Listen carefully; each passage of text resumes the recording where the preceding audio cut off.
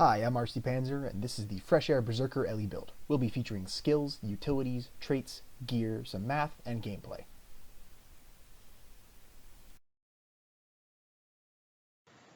Alright, so here's the Fresh Air Berserker LE build. As you can see here, we use Scepter Dagger as a weapon combo for its mid-range, high-damage carry features, as well as decent control in short-range fights. Good spike damage after a little setup, okay survivability. First, let's start an air attunement. The auto-attack skill is really not that great, but it's almost never used. The 2 and 3 skills are what you're really after. They're off the global cooldown and can be used while CC'd or while stomping, while the 4 and 5 skills make you a homing missile of death coming onto a point. You rocket in with Ride the Lightning, does some damage, then you blast everybody away from you with Updraft. It's really, really impactful. After Lightning, you switch to Fire Attunement and instantly set up the 2 skill, Dragon's Tooth. If a target sees it, they'll move off point. If they don't see it, they're going to take a pile of damage. This is where the spike damage kicks in. The Dragon's Tooth takes 2 seconds to land, but hits for like 3k on heavy armored targets, and does a blast finisher, and applies burning. And there's no downside to this, really. Use your 4 skill, Ring of Flame, to set up a fire field. Blast it with your 7 skill, Arcane Wave, and your 3 skill, Phoenix, for some extra spike damage and 6 stacks of might. Once the target's on fire, use Fire Grab for a cone of 5,000 to 6,000 damage, even on heavily armored targets. If the target's not on fire, Cleansing Fire is a perfect way to remove whatever conditions you're suffering, especially blind, before blasting out your Fire Grab. After Fire form, we switch back into Lightning form to quickly take advantage of fresh air. The Lightning Strike, from which will hit around 1,000 or 2.3k is what I was getting with crits. Now, if you're not actually trying to attack anybody, that's a pretty good chunk of damage. While you're in Lightning form, might as well use your 2 and 3 skills in quick succession. They aren't on the global cooldown, and especially the Blinding Flash is disruptive enough to save your life. After the second Lightning form, you have to think a little situationally. For more damage and control, you can switch into Earth form to blow people up with a Blind, Knockdown, Shield, Turning Earth combo. Blind, Knockdown, Shield, Turning Earth combo, which will cripple for forever, inflict 8 stacks of bleeding, and around 3.5k damage on a heavy armor target just from Turning Earth. If you're getting your shit wrecked, switch into Water and crank out your 3, 4, 5 skills, which are defensive and on short cast times, to cleanse and heal yourself. Either way, switch back to Lightning form after your situational form, dish out your 2 and 3 skills for a blind and 2 to 3k total damage, and if they aren't dead by now, you have seriously messed something up. In the event that they aren't dead or another target shows up, you just repeat this combo until they're a smoking hole in the ground. This build features enough attunement cooldown, which we'll talk about later, that fire should be up again for some spike damage, then earth and or water to kill time until your cooldowns are back. But mostly remember that every time you switch attunements, say from fire to earth, just stop by air attunement on the way for that 2 skill, only on a 5-second cooldown, and the lightning blast from fresh air.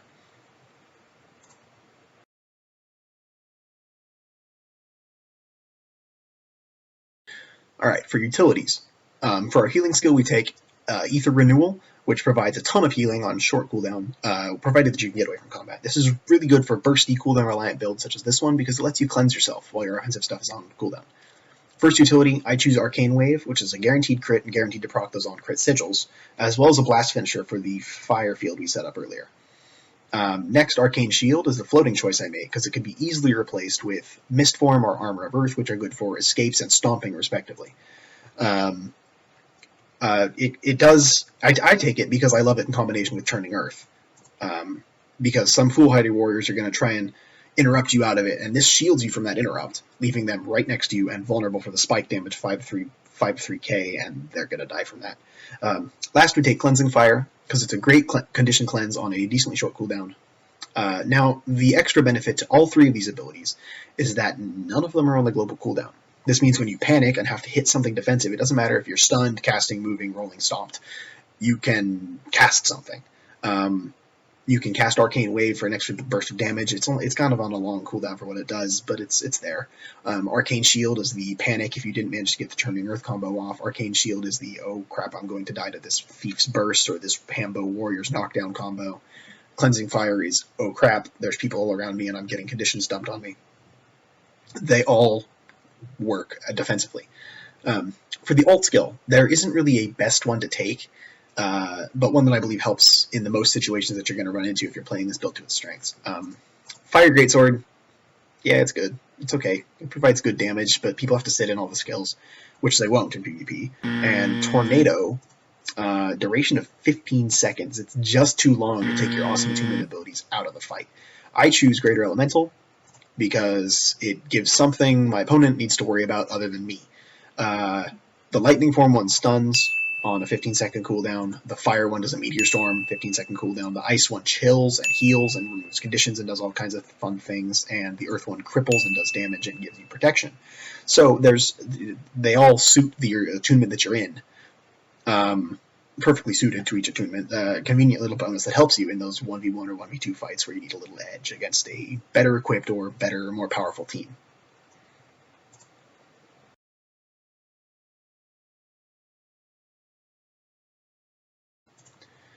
Alright, let's go to the traits page and see what makes this build go. The bulk of your points are in the air and arcana trees. Air tree has Bolt to the Heart, an execution trait that's absolutely necessary for SPVP builds. It's stupid strong. Air training for more damage, more consistent blinds and lightning strikes too. And fresh air, the name of the build.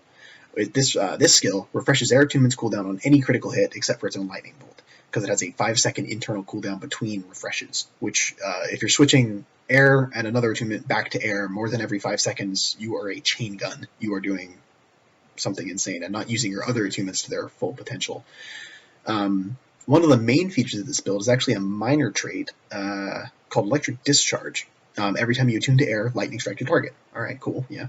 Now, this can crit for about 2k, and when it does crit, it can proc other on-crit effects like Sigil of Fire and Sigil of Air. Sigil of Fire is what you see most often on burst DPS builds in SPVP. But that's only because Sigil of Air Lightning Strike is nearly invisible. It's nearly impossible to see in the mess that is SPVP. In the Arcane Magic tree, you have Evasive Arcana. There it is. Evasive Arcana, creating a spell effect based on your attunement when you dodge. Then you have Elemental Attunement. Yeah, cool. Giving you a buff every time you switch attunement. And Renewing Stamina, which is basically 100% of time on Vigor. Because you're going to be critting a lot. You have a 50% crit chance almost, and it's a 100% chance on crit with a 5-second internal cooldown. Now, Vigor gives dodges. Dodges give elemental effects on cooldown per attunement. Each spell can be triggered once every 10 seconds, so that means if you Flame Burst with a dodge and then switch to Lightning and then roll again, you'll get a Blinding Flash. Then you switch to Earth and roll again, you're going to get a Shockwave.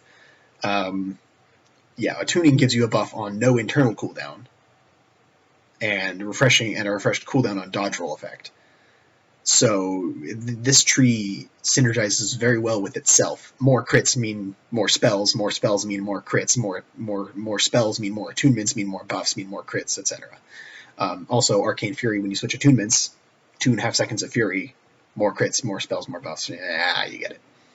Now, for the last 2 points, there are 2 versions of this build. 26006 and 062, where is it? 06206. Both are strong for different reasons, and both are equally viable, in my opinion. 26006 is good because of Burning Precision. Critical hits have a chance to cause burning. This goes along with the whole crits, more dodge rolls, more crits, etc. And also gives you some nice condition cover.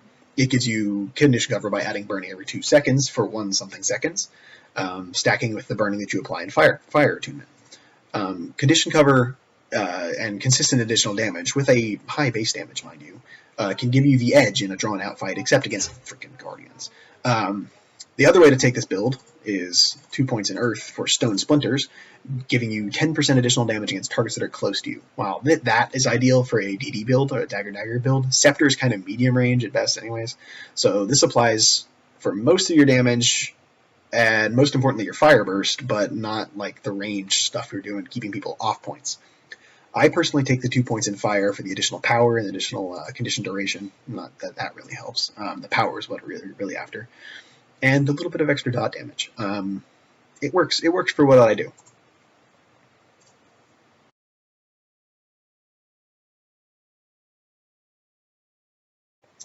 And now for gear. You can't see the right side of this the stats pane because my stupid recorder cuts it off for some reason, but we'll make do with what we have. For runes, I choose Rune of Strength, giving a small power buff and 5% bonus damage while under the effect of Might, which you will almost constantly have. Sigils, I choose Sigil of Battle to keep up that Might effect, and Earth to inflict bleeding to cover conditions and inflict a little bonus damage. when people see an Elementalist in like lightning form, they don't expect to be bleeding from it. Same with fire; they expect to be burning, not bleeding. But this is going to give them all of that.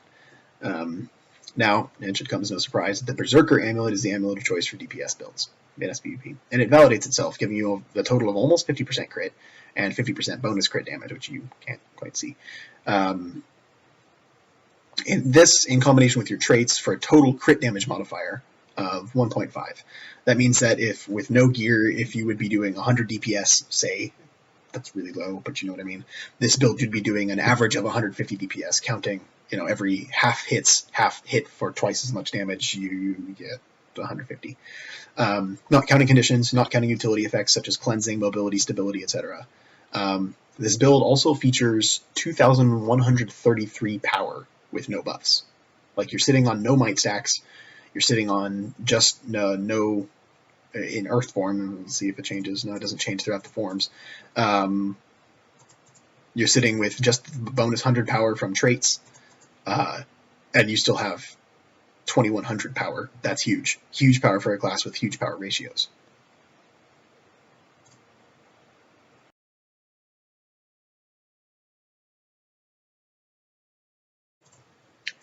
Now, about those power ratios. Here's some math. Damage in Guild Wars 2 is calculated per skill you use, and it has a formula like this. It's damage equals the power coefficient times weapon strength times user's power divided by target's armor.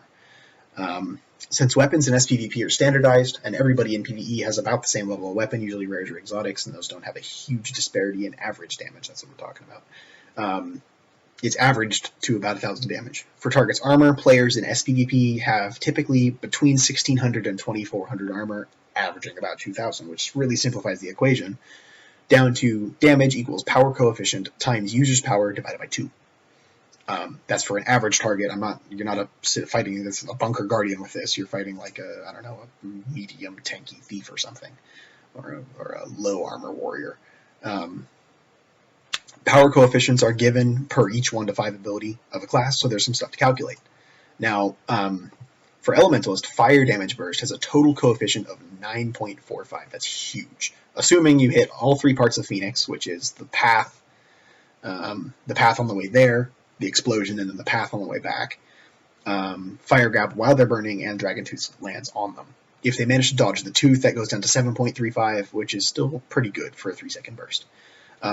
Lightning only has 1 significant damage spell, Lightning Strike, which has a 1.2 coefficient, but hits every time you switch attunement, ramping up each other attunement's burst by that 1.2. Water, low ratios. It gives you the healing and utility bonus instead of having straight damage, totaling out at 1.79 for an auto attack and a 2 and a 3 skill landing. Earth has more fun ratios. 1.85 without launching, or using your 3, or using Churning Earth. So that's the 1 skill, the 2 skill, and the 4 skill. Churning Earth, I don't consider really part of the burst because of its insane cast time. It's like, 3.25 seconds. And how few times you actually get to land it. But it's more of an area denial spell because you set up this Elementalist is sitting still on a point, and there's a big old ring around him, and everybody goes, wait, oh crap, that's Churning Earth, isn't it? And then they get out of it. But if somebody does end up getting caught in it, it will blow them the fuck up. It's got a ratio of 3.25 and 8 stacks of bleeding, so that's a pretty high base damage as well as a great ratio on your 2,000 power. So that's going to hit for base damage almost 7,000 damage plus the bleeding. So if your skill order is air dump, fire dump, air dump, switch, earth dump, back to air, you have a total ratio of 16.1, assuming you have the 2,113 power from the build, not counting any stacks of might you have by this point, which by this point borders on like 10 or 12 stacks of might. This gives a damage equals 16.1 times 2,113 divided by 2 is 16,284 damage on a target with 2,000 armor. Anybody with more than about 2,000 armor can't have more than about 15,000 health, except for Necros, but who runs that? So this is almost guaranteed to blow up a target. This does not include condition damage or their own healing, which usually about cancel out in my experience, unless one party is built for condition damage or healing, or the other, Overview for math: high damage with a sizable burst, good mobility, mathematically sound, and good utility skills.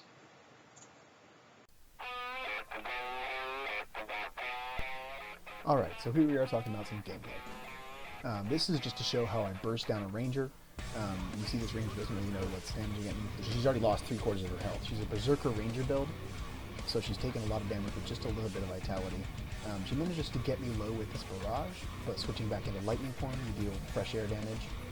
Going for the stomp, I noticed I was really low and vulnerable to interrupt, so I popped my skills to heal myself up, and the video freezes, but she bleeds out because I just walk away and heal myself, and she can't interrupt me anymore.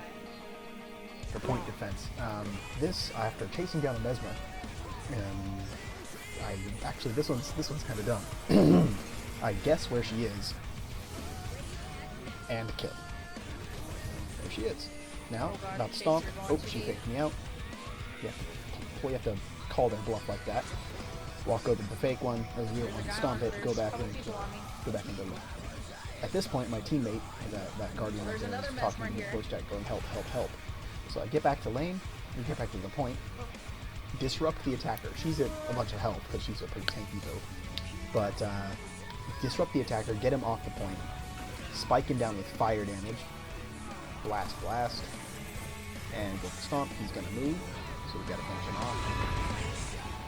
It's another fake, it was another mesmer, and with the stomp, and I think he keeps freezing at the very end. Next is tactics. I start reviving my teammate here, because I know that the ranger has to go for the stomp if I start reviving, which means I can trick her, blast her away, burst her down, get my teammate up by stomping her. Now she interrupts me, but I'm just going to stomp her again, and my teammate wakes up because we got a kill. Killing her wolf! This next one is kiting. I started out from down. I fell out the clock tower and had landed in this fight.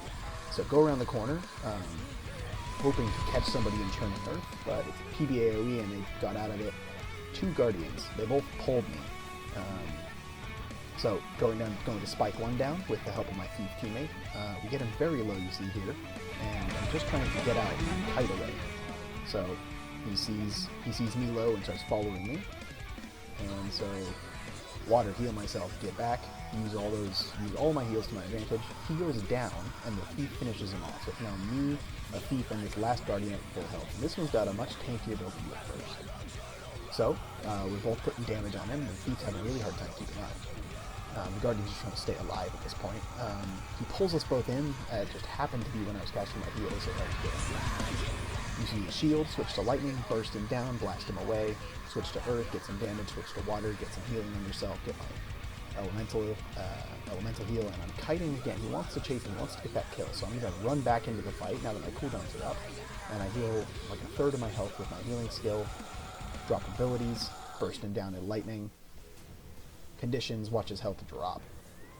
And his health just melts away to conditions and my direct lightning and fire damage. I do go down to his down state, but that was my own bloody fault. I didn't get out of line of sight. And the thief stomps him.